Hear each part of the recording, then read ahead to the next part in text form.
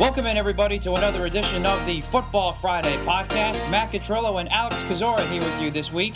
No Ian Hunter this week and no Tyler DiGiacomo this week. Hopefully we'll have both of those guys back in the next episode. Alex, we missed you last week. What's going on? Hey, glad to be back. And you kind of hit the dead zone right now, but a lot of stuff to recap. Yes, absolutely. We're kind of in that time of the year. OTA's kind of starting, but not really too many things that have come up news-wise to talk about. But Ian and I, Alex, as you might have heard last week, started a couple of talking points that we're going to continue into this week. And we'll get into some of those in a second. But our main portion of the show today is we're going to be, you and I, Alex, yes, you're going to humor me. We're going to go through the Eagles and Steelers schedules, and we'll try to get to the Redskins schedule too, doing the old wins and losses, since we haven't done that really since the schedules were announced back in April, week before the draft. So we are going to do that. I'm sure you're looking forward to that. Thrilled. And then we're going to continue our look inside of each division around the league. Ian and I last week did the AFC North and NFC East. We'll try to get your thoughts, Alex, in there a little bit. But today we're going to focus on the NFC South and the AFC West, and we'll go from there. We'll do two more divisions next week. But before we get to that bulk of the show, Alex, I want to go back to a couple of topics that Ian and I discussed last week on the show when you weren't here. And that is talking about what the Steelers have done in releasing Ladarius Green, which when you look at his injury history overall and what happened with the Steelers and his short stint in Pittsburgh, wasn't totally surprising, but nonetheless still considering what the prospects were for him to try and be a good fit in this offense, a good vertical threat, in the middle of the field and all the speed he brought. It's obviously a very disappointing ending for the Steelers here. Right, absolutely. And,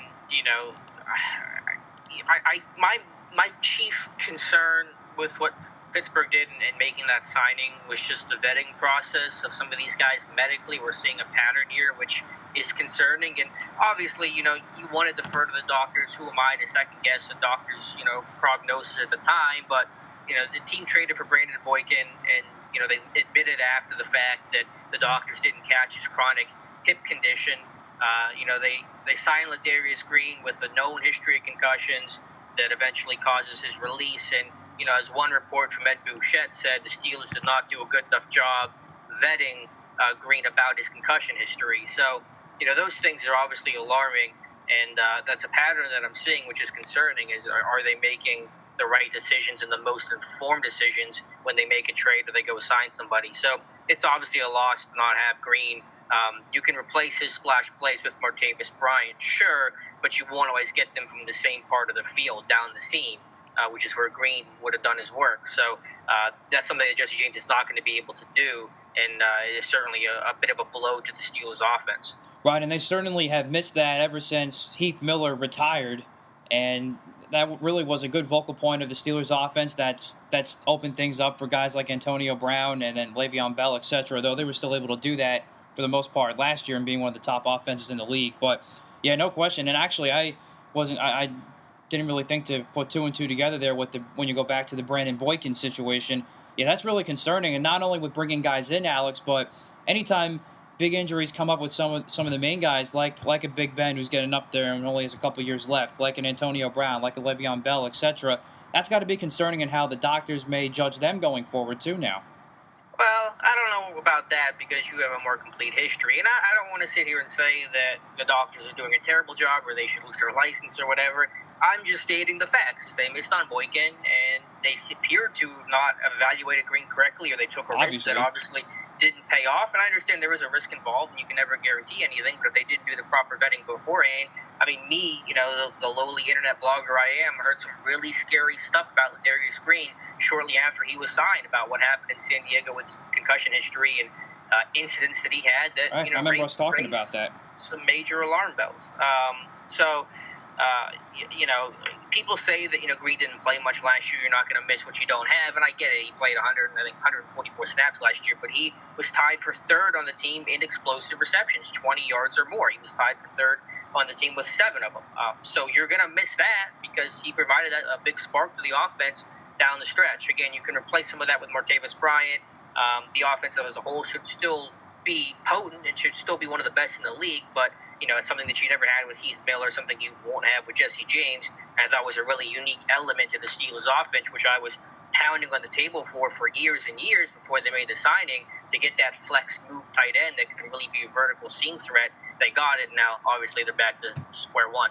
Right, exactly, and that is with Jesse James, who did still make some nice plays last year. There's some things you can still do with him, but still he doesn't bring that type of speed and that type of caliber you saw with a guy like a Heath Miller or a guy like a Ladarius Green. But we'll see how the Steelers can fix that going forward. We obviously saw for the times that the Steelers didn't have Ladarius Green last year, that offense was still pretty explosive. So we'll see how the Steelers deal with that coming up as they continue OTAs. The other thing that Ian and I talked about last week, Alex, I wanted to get your thoughts on, was some of the rulings that came out, some rule changes from the NFL owners' meetings in Chicago 2 weeks ago. The two most notable ones is the new overtime rule going from 15 minutes to 10 minutes now, and we also go to lighter excessive celebration rules, which I'm sure you're more than happy to see, as we all are, because now the NFL has made fun again, as we've all been saying. Right, yeah, I'm happy with the celebration rule or rollback. I to have a celebration. I think you guys made a good point of it last week. I forget whether that was you or Ian. That there was a crucial touchdown late in the game, or just any touchdown in general, and then you got a ticky-tack celebration penalty. It's 15 yards on the kickoff, and now the opposing team gets a little momentum back in good field position. And that hurt the Steelers. It hurt a lot of teams last year. So just stuff like that kind of ruins the game and ruins that moment. I thought was silly. So yeah, I'm happy that's been rolled back. And overtime, hey, I'm not crazy about it.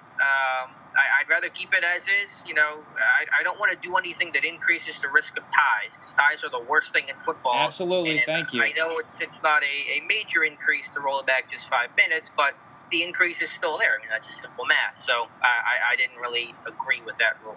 Yeah, I'm totally with you there because, just ties stink, and I harped on this with Ian last week on my big rant. I'll spare everybody that this week, this time around, but do you have any solution, Alex? I know I threw out my solution that Ian and I kind of played around with last week to how the NFL can find that happy medium of making sure they don't increase ties, but at the same time still try and keep the player safety mindset intact. Well, I did not like your idea of going to the college game. I don't like that rule in general, and because I don't like changing the structure of the game of putting the ball, on the 50 or the 40 or like college at the 25. It's a 25 in college, but I proposed the 40. Then we Ian and I went to settle that midfield. But first of all, that's the first step in eliminating kickoffs, which special teams guys aren't going to like because then you're not having an integral part of the game. You're not having the part of the game that every game starts with a kickoff. Yeah, that's a good point. I agree. That's the road to the NFL trying to eliminate that, which I'm not in favor of. I like keeping the structure of the game the way it is. It'd be like if the NBA went to overtime, we only played half court only. That'd be the silliest thing in the world. So I don't want to reduce the field. And plus there's the risk of the game going on forever because you're almost guaranteed to get points. So we've seen college overtimes go 4 or 5 overtimes before, and so you're not necessarily reducing the amount of game played by moving the football to the 40 or the 50 or wherever. My solution was I think it was fine as is, and I was thinking about it while I was listening to it. That Ian made the point: the NFL is really concerned about player safety. Go back to the original playoff rules. First score wins. They could do that. Yeah. Quicker.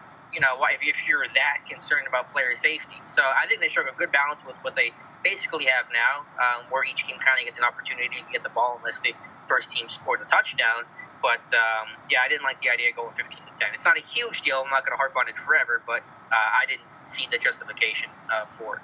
Now, to piggyback off that, Alex, having thought about this a little bit more for the last week since Ian and I discussed this, and what you just mentioned about, if the NFL is so concerned about the player safety thing and you don't want to go to the college rules or at least try that out, then take the rule out that you have currently and making sure both teams get a chance to possess the ball unless a touchdown or a defensive score or safety scored, that would end the game there. If I had to choose between that and minimizing overtime, I would rather choose that because I want to avoid any increase in ties at all possible, just like you. So if I had a choice between the two, then I would say go back to the way it was before and make overtime sudden death instead. Sure, not do the college rule too. I'm fine with that. You have to strike a balance between fairness. You don't want the games to come down to an arbitrary coin flip versus player safety and risk of ties and all that. So there are competing factors. I understand that. I was happy with the way it is, and I was happy with the original playoff rule. I was happy when they modified it. I can understand both points of view. But again, I don't want to go 15 to 10 because I don't want to increase ties because. I mean, they're awful, and they're weird for the standings, and they're not fun. So that's just me. And maybe the NFL has in mind that it'll make things interesting towards the end of the year, especially when you have a lot more of the division games in the last week or 2 weeks of the season. But no one wants to have that kind of excitement where they don't know what's going on, and the scenarios each and every week get more and more complicated. I think that's more of a turnoff than anything else. Than right.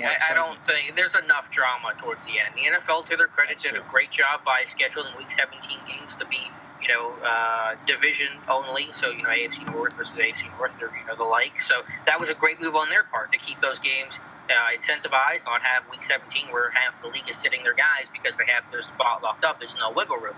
But putting ties in the equation is not going to entice fans to care about the standings more. It's going to make it more confusing. It's going to turn more people off. Absolutely, and that's exactly what the NFL is trying to avoid. So we will see slowly but surely, Alex, about how that is going to change things and how many more ties we'll have come next year with the new overtime rule. But at least the celebration rule is all back in order, and the game will have some. We don't have to worry about that now at the end of big plays and things like that. So now, Alex, we go to your favorite thing to do, which is going through the wins and losses of the schedules. And we're going to start with the Eagles first, and then we'll do the Steelers. So let's just roll with it here. First of all, the Eagles' schedule, brutal. And it's already been named as the toughest schedule already. You have 2 road games to start in Washington and Kansas City.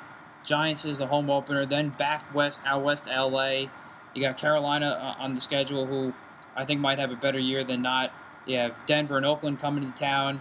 You have to go to Seattle and L.A., the back-to-back weeks. This is just a really tough schedule when you look at it overall. So let's start, Alex. Week 1, Eagles at Washington. Do they get the win to start things off? We'll go there. We'll start it there. I'll be optimistic, and I'll say the Eagles get the win. Washington has just been a mess, and, they still obviously have Kirk Cousins, but, they got to find their footing in the run game. I guess Rob Kelly's going to be their guy.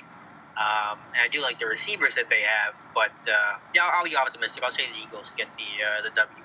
I've been going back and forth on this, and I already made this official with my last story I did for Pro Football Spot for the Redskins side of things. I actually take Washington in this because the biggest thing I had from the Eagles season last year, one of them I should say, was they were absolutely atrocious on the road. They were 1-7 last year, so they do have to prove it to me that they can win on the road. And I get the Redskins are a mess. I agree. I don't think they're going to be a very good team this year either. But I still think the Eagles are in a tough spot Week 1 at a division opponent. It's opening day, and they weren't very good on the road last year. So I'm going to take a loss there, a close loss. I think it'll be kind of a shootout type of game that the Eagles won't be able to recover from. So now we go to Week 2. At Kansas City to face Andy Reid. What do you think? It's at Arrowhead? At Arrowhead.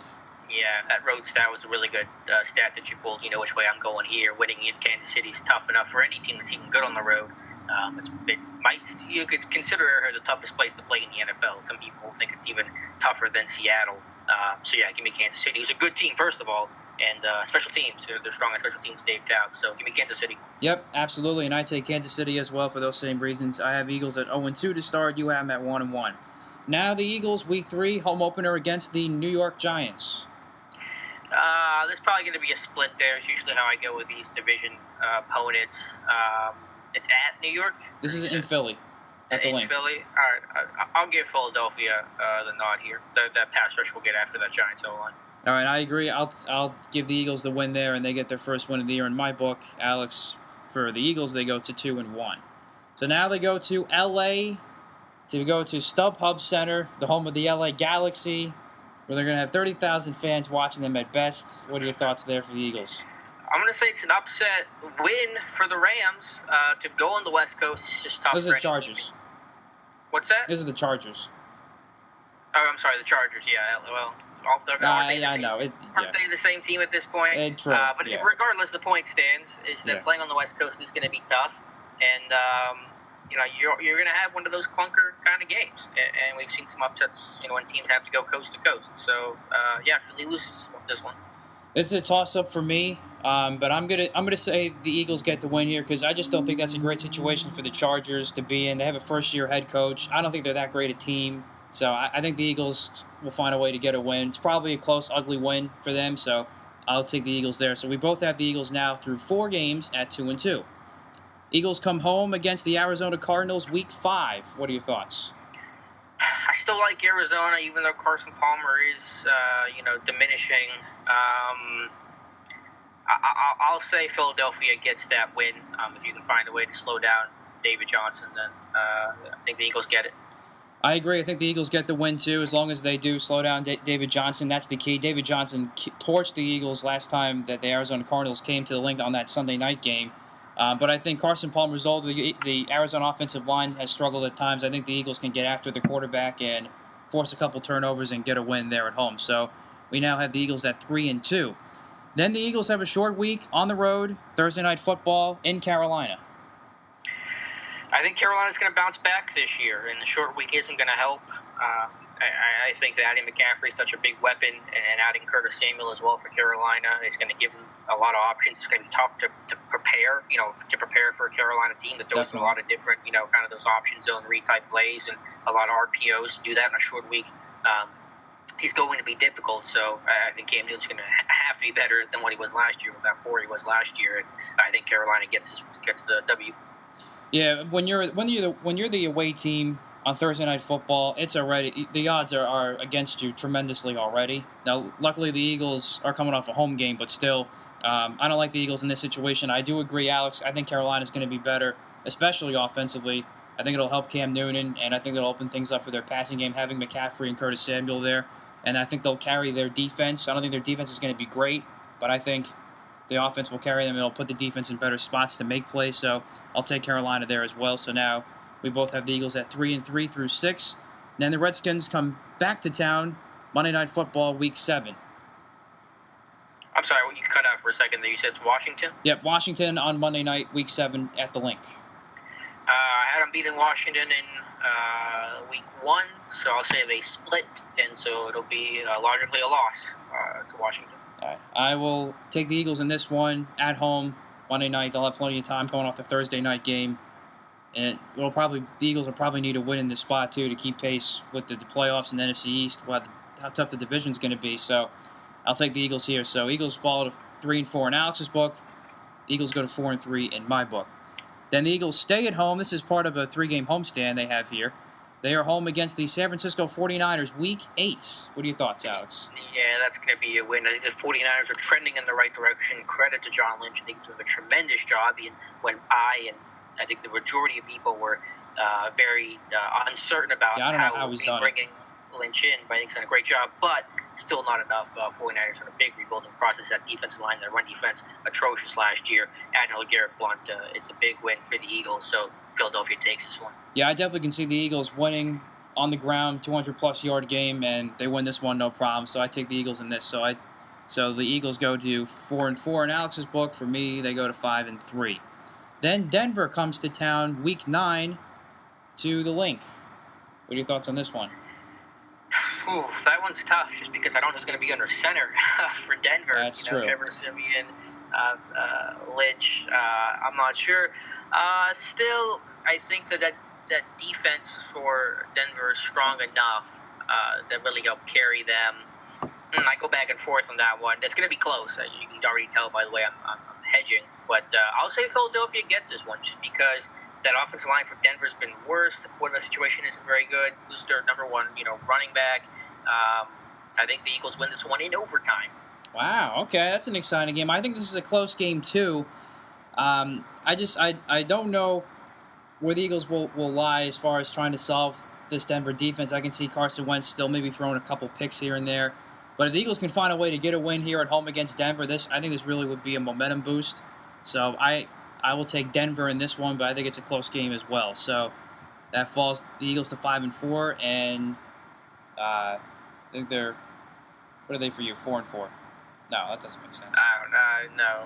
I don't. I don't like to keep track in my head because then I'll bias myself with what I want the record to be. So Yeah. I don't know. You're the one tallying it up, aren't you? Are you? You mean to go through the schedule again and tell you who I had winning and losing the reset? Yeah, I gotta write this down. Yeah, I didn't. I thought you. I thought I was gonna be able to do this in my head. I had him starting the year 2-1. I know that. So yeah. we'll go from week 4. Week 4, Chargers was a loss. You had that. Right. Yep. Arizona was a win. Carolina was a loss. Mm-hmm. Washington, you had a loss. Yep. San Francisco win. Okay, 5. So we both have. I was right. So we both have a 5-4 at this point. Okay. Now Eagles have a bye week 10. I like that. Much a big difference from last year when the Eagles had a bye in week 4. Then they get ready to go down to Jerry's World Sunday Night Football. Your thoughts? It's going to be a loss. That Cowboys offensive line is still probably the best in football for my money. Zeke's only going to be that much better in year 2. Did it with Prescott. And, by week 10, I think some of the suspended guys are going to come back for Dallas. I can't remember who all those guys are. David Irving is one of them. And I'm not sure about any of the others. But, Dallas wins. I agree. I'm going to take Dallas as well at home. Just because, as you mentioned with that offense, Dak Prescott, Zeke Elliott, etc., Eagles could have a tough time there. Then the Eagles come home against the Chicago Bears week 12. Yeah, it's going to be a win. Chicago's a mess as well. So that's, I think, a pretty, easy win for Philadelphia. I agree. Eagles take care of business at home. Then comes the big West Coast trip where the Eagles will start in Seattle for week 13. And then they will go to L.A. and stay out there for the week to the L.A. Rams in week 14. So we'll do this in a bunch, Alex, here. So give me how the Eagles will do overall. Do they sweep both? Do they split? Do they lose both? Yep, got it. Lose to Seattle. I think it's pretty self-explanatory, the reasons why, playing West Coast at Seattle. Obviously a good team. Hopefully Seattle will have a better offensive line this year. We say that every year. We'll see what happens. And I think they beat the Rams, but it's going to be really close. It's going to be another overtime victory for the Eagles just to do that West Coast trip. Oh, you're killing me here. They'll be clutch, but it'll be close just because it's just a tough place for any team to be on mentally, physically. So Rams in overtime. And they're lucky it's the Rams because I probably would have picked anybody else as another loss for them. Yeah, I think that came at a good spot too, Alex. And if the Eagles pull off 2 overtime wins, I think that's a big confidence booster for Carson Wentz going forward. But I agree. I think they lose at Seattle, and I think they beat the Rams in another close, ugly type of game. Eagles pull that off. So now we jump to Week 15. Eagles are at the Giants. Could I have a win before or a loss? I think you had a win in Week 3. All right, I'm going to split again. It's usually what I do with these things. I think it's often how they go. I'm going to say a loss then to the Giants, and that one's going to sting for them. Yeah, I agree. I go loss here as well. That's just really tough. That's a whole stretch of three straight road games with the 2 on the West Coast, and you have to come back and face a tough division opponent. It'll probably be a really big game at that point in the season. It's a tough spot for the Eagles, and much as I hate to do it, I give them the loss there. So we both have the Eagles at 7-7. Now, last 2 games of the year first. Monday Night Football, Christmas night. The Oakland Raiders come to the link. Oh, man. I got to take Oakland, just with Carr back, and that offensive line assembly is probably the best guard in the NFL. That defense is going to be better. Yeah, I wanted to pick Philadelphia because now I'm thinking, are they going to finish at 500 or below? But, man, Oakland, it's a really good team, so give me the Raiders. Yeah, I like Oakland, too. With the Eagles secondary the way it's been, I don't know how they can slow down that offense, especially Amari Cooper. So I think Derek Carr can have a 300-yard-plus passing performance in this one. It's a nice spot for the Eagles to be in at home on Christmas night. The link will be ready to go and rocking, but I think Oakland pulls that off and gets the win on the road there. So that drops the Eagles to 7-8, both of our slots, and now the Eagles finish up with the Cowboys at home, Week 17 on New Year's Eve. Like I said, another split here. They go out on a high note, but still finish the year 8-8, so they beat the Cowboys. I agree. I got the Eagles in the win at home as well at 8-8. I think the Eagles can take advantage of that Cowboys defense that they didn't do in the first time around. So we both have the Eagles finishing 8-8, which is pretty much where I've been coming to, Alex. A couple of those, I think, toss-up games that can make or break the Eagles. Obviously, I think is that Week 1 game against Washington. The game at the Chargers, I think, is another one. and that Denver game too at home. Eagles can find a way to be on top of all three of those games, and maybe it's a different story. But as it stands, 8-8 for the Eagles, which for Alex and myself. And Oakland Week 16 is a game I circled too as well. As a good team. Oakland coming across though, but those last couple weeks are going to be huge. That's obviously they go 9-7, they could squeak into the wild card spot. You go 8-8, we're not going to happen. Right. It's not going to happen. So that's another big game for me to circle. 9-7. I think that would be a miracle if the Eagles somehow sneak in as a 9-7 team. The way the NFC's been, I think it may need 10 wins, but we'll see how everything shakes out. All right, Alex, and now let's go to the Steelers' schedule, and we start off Week 1 at Cleveland. Much improved team, as we've talked about. It's on the road. You never know what happens Week 1. Anything crazy happens, or Pittsburgh takes care of business? Oh, Pittsburgh was another pretty dreadful road team last year, and Roethlisberger probably had some of the worst home-road splits of any quarterback in the NFL. But even acknowledging, and it's a good point that you make, that Cleveland is a better team, and they're always going to be tough, close games, Pittsburgh still gets it done. I agree. I think Cleveland gets out to an early lead, kind of scares Pittsburgh a little bit, and then Pittsburgh kind of gets things going in the second half, and they pull off a close win on the road to go to 1-0. Next, Steelers home opener against the Vikings. Yeah, I think the last time they played Minnesota, I think it was the London game, that 8-8 Yes, season. it was. That was just an awful game for Pittsburgh. It was. I remember that. Much different, though, much better offensive line to play at home. Minnesota with Bradford is just average. A run game that's still nondescript, offensive line that's really gone to shambles. I think the Steelers' pass rush is going to be a lot better this year. I think they could touch 50 sacks as a team. Give me Pittsburgh to beat Minnesota. I agree. I'll take Pittsburgh at home as well. I think the Steelers' defense can get after Sam Bradford and create some turnover opportunities and get a nice win at home to start off the year. Then the Steelers go on the road to face the Chicago Bears. Again, Chicago is just a team in really rough shape, and I don't want to sound like a homer here, but the Steelers start 3-0. I agree. 3-0 for Pittsburgh. I think they're going to eat alive that Bears defense. Then the Steelers are on the road again in Baltimore for Week 4. This will be the first loss. It's Baltimore. It's always tough to play on the road. Baltimore shuts down Ben as well as any team does in the NFL. The secondary's only improved by adding Marlon Humphrey. You have Jimmy Smith. You have Webb. Eric Weddle as well. So Tavon Young. So Baltimore has Steelers' number, and they get the victory. I agree. I'm going to take Baltimore at home as well. They play this, as you mentioned, Alex. They play the Steelers really tough at home. I like what they've done so far this offseason. I think it's a two-horse race, as I talked about last week with Ian, for the AFC North, and that being Pittsburgh and Baltimore. I think Pittsburgh still is the better team, but in this case, I think I like Baltimore to take that first matchup at home. Then the Steelers come home to face the Jacksonville Jaguars. I think it's going to be a close game, but because the Steelers always keep things close and they rarely win pretty. But the way the Steelers' offensive line has improved to combat that very tough Jaguars pass rush, I think it's the difference maker here, and the Steelers win by a touchdown. I think it's close early, but I think Pittsburgh pulls away in the second half and gets some big plays, and they're able to slow down that Jacksonville pass rush, and I think they get the win rather comfortably, like a 10, 14-point margin. I don't think it's a total washout, but I think they have some trouble early. They pull away in the second half. Then the Steelers also get a trip to Arrowhead, like the Eagles, Alex, for Week 6. Yeah, it's going to be a tough game, no question about it. But, they've beaten the Chiefs before, and I don't think the Chiefs have that explosive offense to, handle what Pittsburgh's going to be able to do. And I think Pittsburgh's shown the ability to jump on the Chiefs early, and so I think the Steelers do win this one.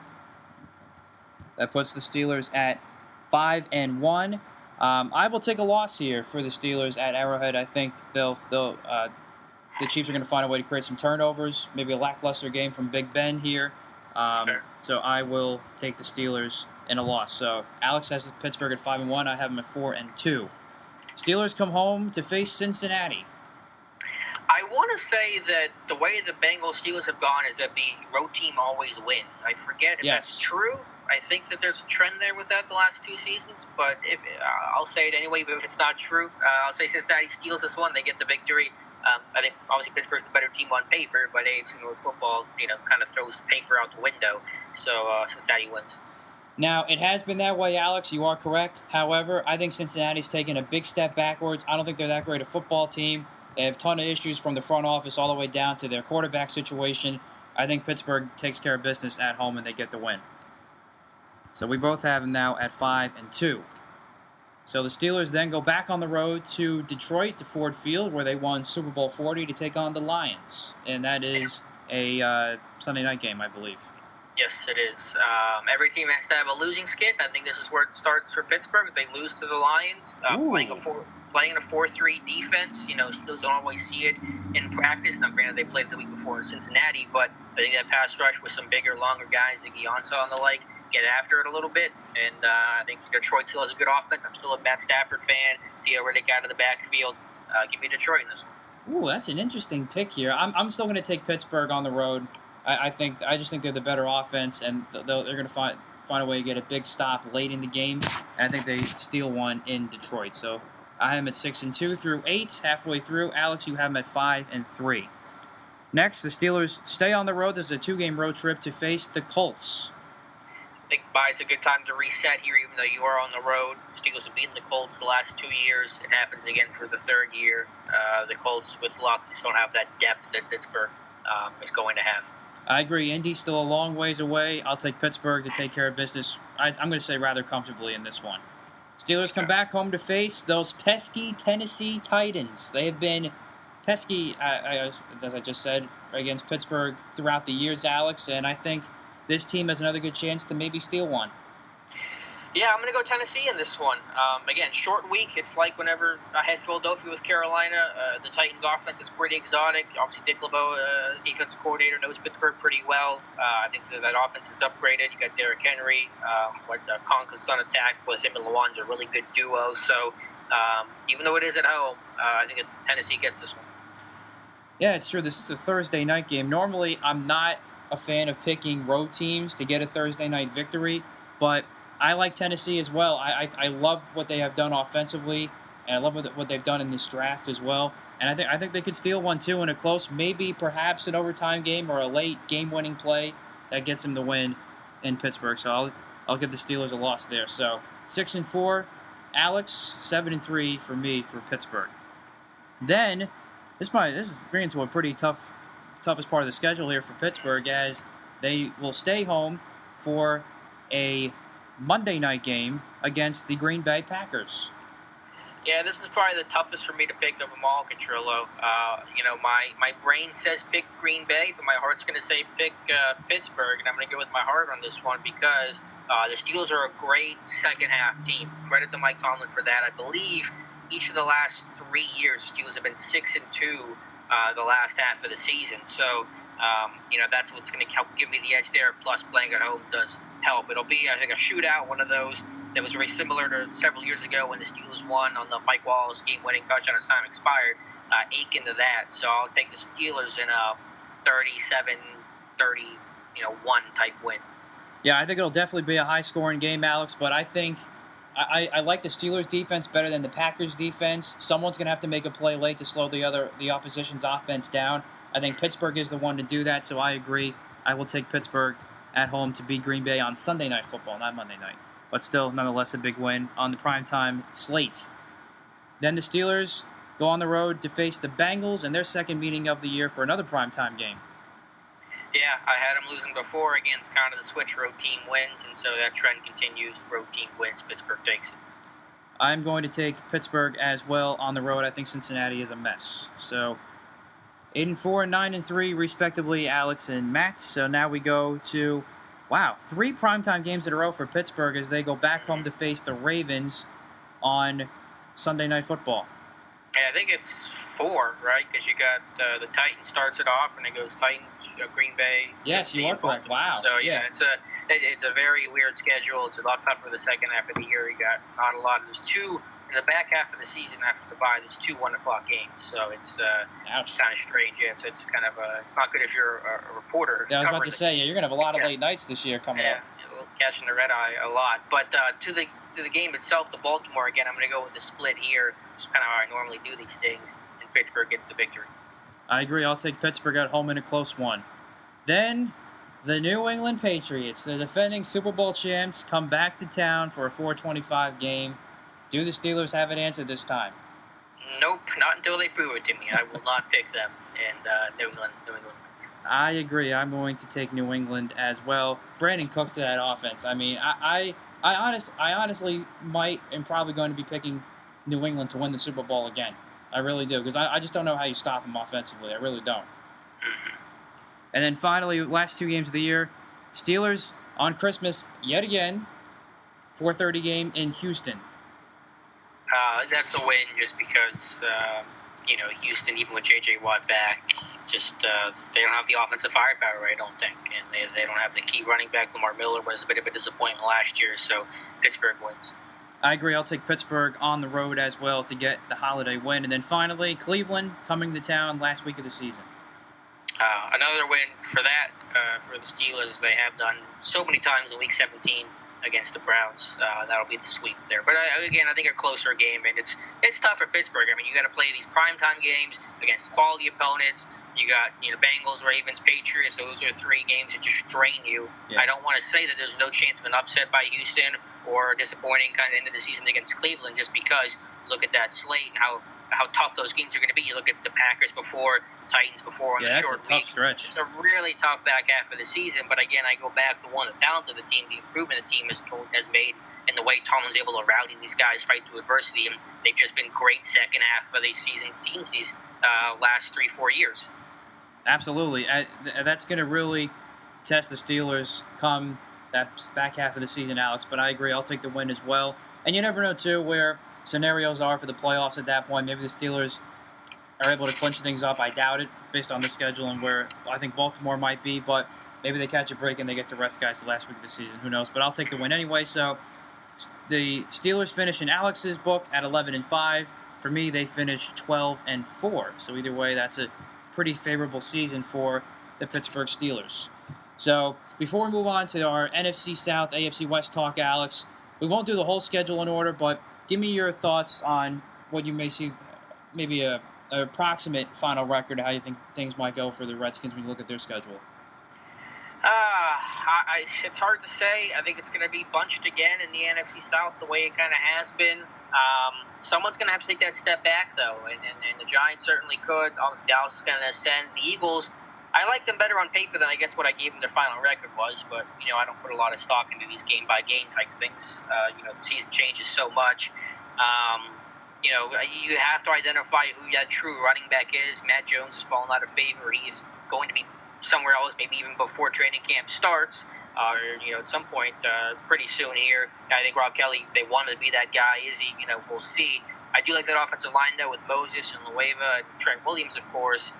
But defensively, did they really do enough to beef up that front seven? Can the rookies get on the field right away and make an impact? Is that secondary strong enough? I think they're all valid questions. Absolutely. You have a lot of moving parts defensively, Alex, when it comes to the Redskins, especially at linebacker at this point. And if you're a Redskins fan, if you're the Redskins in general, you want to see some of those young guys you brought in, like a Ryan Anderson, or like a Jonathan Allen, be your starters week one and start to gel and fold that way. Now, you hope Zach Brown, who I think was probably their best free agent signing, hopefully he comes into play and is able to take a starting spot as well. He's rotating with Mason Foster and Will Compton right now to start things up at OTAs. So you see how that goes. And then I'm also curious, too, Alex, how Sua Cravens adjusts to his new role at safety. Yeah, because he was with that hybrid guy last year. Basically. Mostly a linebacker, but he was kind of like that hybrid guy. Now they want to move him full out to safety as well. Right. That'll be big. Is D'Angelo Hall, what's his deal? Do you know? I think he'll probably be in the rotation, but I don't think the Redskins are counting on him right now. They got other guys at this point. I think that might overtake him right now. I mean, because he also can't stay healthy. He hasn't been able to stay healthy the last couple of years. That's what I was asking. I didn't know if there was a fit or a role just with his history and moving Cravens back to take one of those safety spots. Yeah, okay. and plus you have the addition of DJ Swearinger as well, who I think who sounds like so far has been making a lot of progress and has been making a lot of noise too. So that's another guy to look out for. And I think moving Sua Cravens around and you bring DJ Swearinger into the mix, I think this is the start of seeing D'Angelo Hall pretty much on the way out. But we'll see how things go come training camp. So overall, your thoughts on I don't have a chance to look at the schedule yet for the Redskins, where they could be at this point. I don't like doing these exercises when it's Pittsburgh, so I could look at the schedule, but I'm not going to have a whole lot of huge takeaways there. It'll be tough, though. I think that they can't afford really any injuries. I mean, what team can? But with how tough the NFC East is going to be, it's probably looking at a sub 500 year, not 4-12, but somewhere around that 7-9, 6-10 kind of season. See, that's where I have, and again, you can check that out on ProFootballSpot.com. I went through each game, Alex, and I have the Redskins starting at finishing at 6-10. I mean, because they're at a similar position as the Eagles, where you have to face the AFC West and the NFC West, so there's a lot of tough road games in there. And look at the first 4 games of the year. After they play the Eagles, you're at the Rams, you're home against Oakland for a Sunday night game, then you're at Kansas City. I have them pretty much coming out of there 1-3, could be 0-4 if they don't win the first game of the year against the Eagles, because I don't think they win any of those next 3 games on the road. Maybe that LA Rams game, but I can see the Redskins faltering out there on the road in a tough one there. Then they have San Francisco at home week 6. I think that's a win. Then they're at the Eagles, home against Dallas, at Seattle, and then home against Minnesota. I think they lose the Cowboys and Seahawks games. I actually think they can beat the Vikings, because that was one of their better wins last year. And they really got after Sam Bradford. I think they can do the same thing again this time around. Then they go to New Orleans, though I think that could be a win. You never know when you go down to the Superdome. That's always a tough place to play. And you got the Giants, which will be cool for them this year, as their first Thanksgiving game that they're playing at home ever in franchise history. So I think that could be a win, but still it's a division opponent. And you're at Dallas, at the Chargers back-to-back weeks. I think those are both losses. And you got Denver at home and at the Giants just to end off the year, and I have those 2 as losses. So when you put it all together, it's just another tough schedule for the Redskins, but with not a whole lot there. You have a lot of question marks both sides of the football still, and in the front office. So I got them at 6-10. Yeah, no, I don't disagree with really any of that. It'll be, I think, a tough season, and it's not going to get any better after this season with the Kirk Cousins saga that continues and continues. Absolutely, and I'm going to have some thoughts, Alex, on the GM spot side of things for my next story coming up for Pro Football Spot, so make sure you stay tuned to that. I just don't like where they're going with this right now. There was a report that came out on CSN Mid-Atlantic from J.P. Finley, who's the Redskins insider for them, and they're looking maybe internally to bring in a new GM, but they still may not. But I just think it's a disservice to the franchise to still bring in someone internally, because really you're not going to solve anything, because basically whoever they bring in, whoever they promote internally, is just going to be a puppet to Bruce Allen, right, in my opinion. Well, I think anyone they bring in is basically going to be a puppet to Bruce Allen. But what I'm saying is, if they were to go outside, they risk that chance of somebody maybe trying to come in and do their own thing. But where they bring somebody up internally, especially maybe like a Doug Williams, who I think has a good chance to maybe get this, then it's really. But I don't think they're going to hire anybody that wants to be headstrong and do their own thing. I think anyone taking the Washington job, right, and that's why it's not surprising they're going internally. Right, but even if they go external, are you really going to feel that much better? They went external with McLaughlin, and then look how that turned out. Right, that's a good point. I mean, they went pretty external with that. I mean, he was a guy that had been out of football, had dealt with his alcohol issues, but was a renowned scout with Seattle, and I think San Francisco as well. Right. I mean, they took a risk, and I think they took some heat for that move. But so if that move, I mean, how much more external can you go than that? They're going to bring in either some retread guy or some just kind of name, or they're going to go internal. The results are going to be the same. And then the problem with that was when they let him go and they realized that they were butting heads about how to move things forward. Then they went out of their way to bring up all the alcohol issues that he had in the past, and who knows? So that was kind of fishy how that ended. But that was disgraceful more than fishy. Well, that's probably a better way to say it. Absolutely. All right, so let's go now, Alex, to our thoughts on the NFC South and the AFC West. Let's start with the NFC South, Alex, because when I look at division by division, I still think the NFC East is going to be one of the better divisions, and so do I think of the AFC West. But I think the NFC South is the most intriguing division going into the season, because I love what Tampa has done this offseason. And we talked about Carolina already, how we both think that they're probably going to be better, especially how they're able to upgrade some things offensively through the draft at running back. And you look at Atlanta, and I really don't see a Super Bowl hangover from them, especially the way they lost, because you think of all that talent they're bringing back offensively, and they made some nice additions defensively. I think this is a three-horse race when you look at this division. It's going to be really fun to watch. Yeah, I think you summed up my thoughts well, Catrillo. I love what Tampa Bay's done. They're going to continue to ascend as Jameis Winston grows, and hopefully Doug Martin can come back and contribute something for that group. Yeah, I think that. Yeah, I don't know. It's going to be really good. Could 3 teams get in the playoffs in the NFC South? Is that impossible? I think it is possible. Here's where I'll go with this. And the NFC East, as I mentioned, and the NFC South, I think, are your 2 best divisions in the conference. So I think I could see 3 teams coming out of the East or the South, really. So and I really think when you look at it, it's gonna come down to basically it's gonna be a race between those third teams, which is gonna be Carolina and the Eagles, which makes their Thursday night matchup probably really critical. Yeah, I think you're right. I think the NFC South has a better chance bringing in 3 teams in the NFC East. I would agree with that. Opinion. Just because I think the Eagles still have a little bit more holes to fill than Carolina does at this point, and still have a second-year quarterback in Carson Wentz. But I wouldn't be shell-shocked if it went the other way, if the Eagles somehow find a way to sneak into the playoffs through their offense, because they're certainly not going to do it defensively. There's way more holes on that side of the football for the Eagles than there is for Carolina at this point. Are you expecting a big bounce back from Carolina this year? I think overall, yeah. What were they, 7-9 last year? 8-8, something like that. They were right around 500, I think. Yeah. I think Cam Newton is going to get confidence now that he's got a nice, strong backfield, and I think the way that Carolina's offense was last year in the backfield, I think played a part.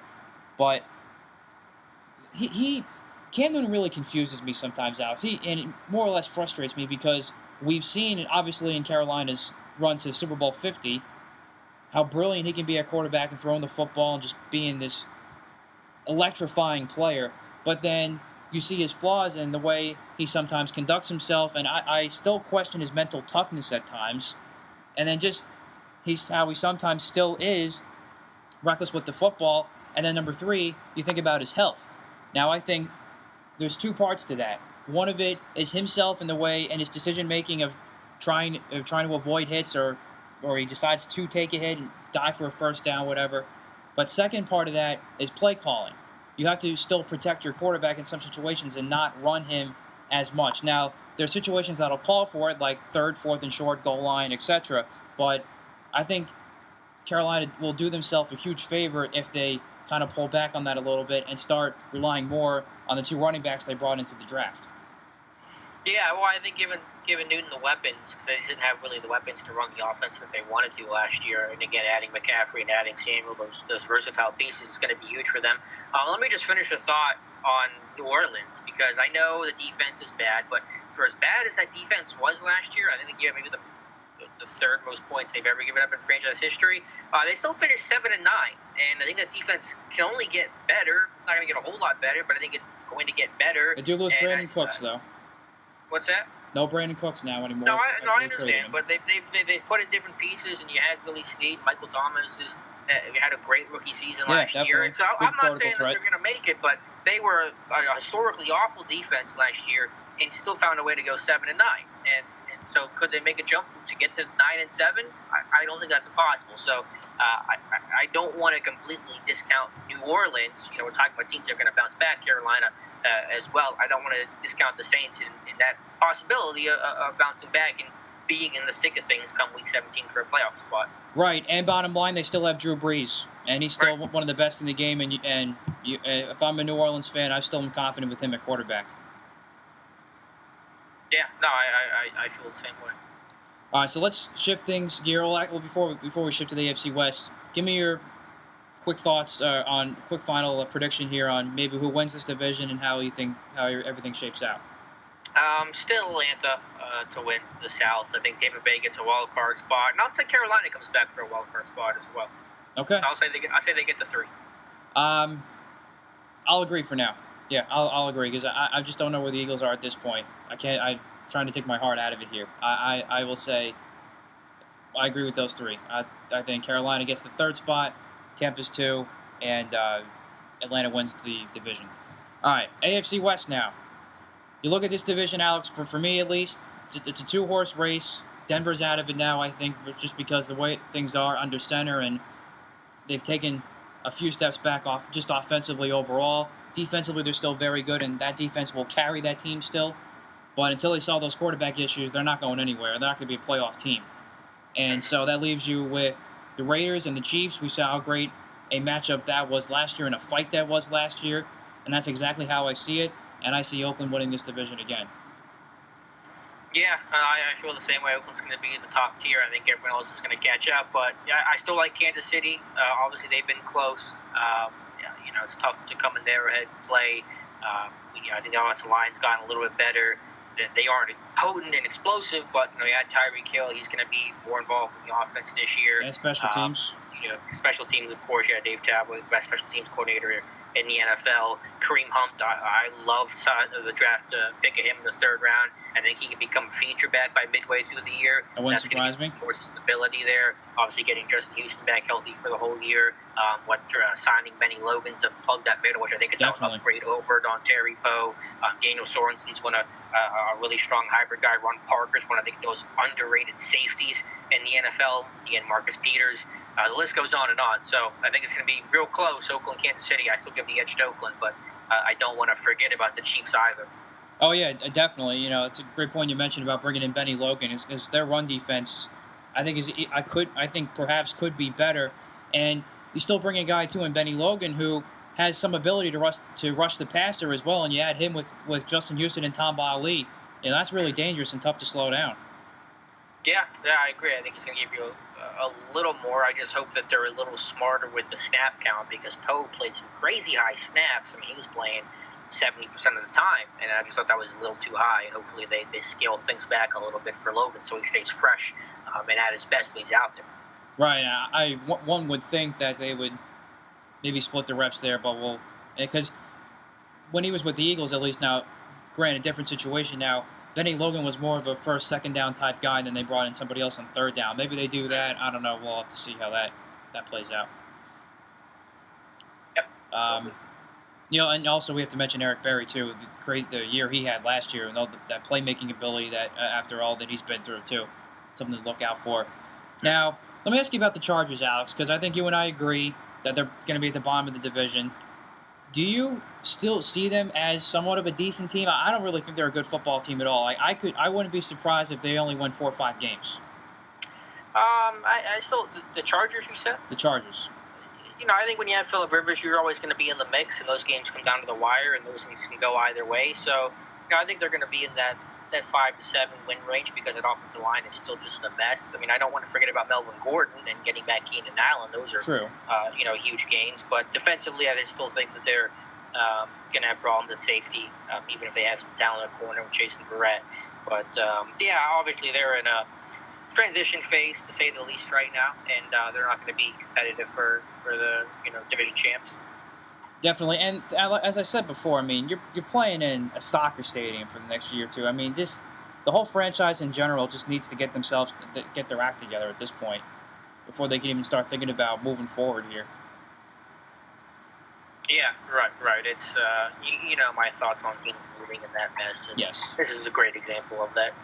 No question about it. I'll be curious now if they can sell out every game now that they only have 30,000 fans, including standing room, to fit in. And if they don't, then I think you got some real problems when you look at the franchise in general. But that's another discussion for another day.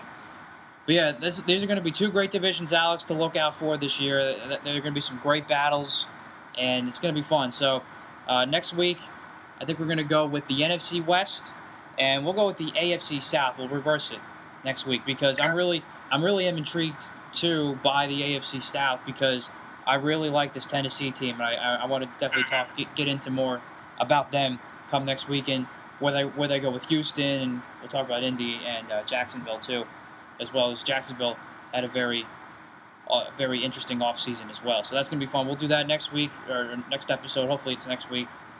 Our schedule's been kind of up and down lately, but it's the offseason too, so bear with us. All right, we'll see. We'll keep you on edge. Exactly. Listeners. Yeah. But be sure to follow the podcast on Twitter to keep up to date with that at FF Podcast 1. That's at FF Podcast 1. Alex is on Twitter at Alex_Kazora. I am at Twitter at M. Catrillo. You can follow us for the latest NFL news, notes, opinions, etc., and obviously the show links too. And you can see all of our show archives on our YouTube page at Football Friday. Very important as well. We have every episode since we made the switch over from SoundCloud to YouTube on there, so make sure to check all of those out. Alex, been a pleasure, my man. Good to have you back on the show. Happy belated birthday to you, by the way. Thank you very much, and a happy early wedding for you. It's a month away. Yeah, 1 month away. I am very excited. I was just talking to my fiance Lisa about that last night. I'm just like, whoa, like wow, like 1 month away. That's right. Yeah.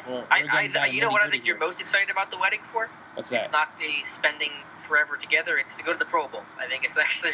Yes, I am pumped. We are going. We leave for Hawaii, for Honolulu, Monday. The Monday, 2 days after our wedding. Wednesday. I'm counting down to that. Wednesday, I will be at Aloha Stadium, and I guarantee, yes, I will tweet many, many pictures out. I am convinced that's the only reason why you got married. Lisa's just like a front for your, needing an in to get to the Pro Bowl. I'm going to tell her that too. You know what? You know what the sad part is, and maybe a good thing for me. She wouldn't be surprised one bit. Yeah, no one would be surprised. I'm gonna have to break it to her, and be like, Lisa. It's all a scam. So I'm gonna let her know. I'm letting you know that I'm gonna let her. Hey, it's totally fine because she will be like, yeah, I knew that right from the get go. She knew what she was getting herself into. Right. Yeah. Well, it's gonna be fun. Can't wait to have you in the wedding party too. We'll have to tweet some pictures out there and how that goes. I'm sure our listeners will want to know about that. Yeah, sure. Well, that's gonna do it for this week's edition of the show. For Alex Kozora, I'm Matt Catrillo. Thanks for listening to this week's edition of the Football Friday podcast.